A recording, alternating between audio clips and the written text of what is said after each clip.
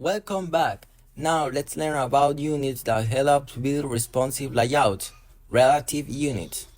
Instead of using only pixels, we can use percentage for proportion, N and rem for text scaling, and VW, VH for viewpoint bed size. Percent is great for width. If you set a div to width 15%, it will take half the width of its container.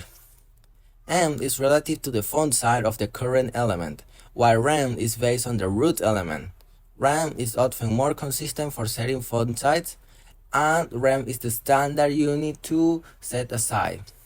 VW means viewport width, and VH means viewport height. 100 VW is the full width of the screen. Using these units makes your design flexible and more adaptive to screen changes.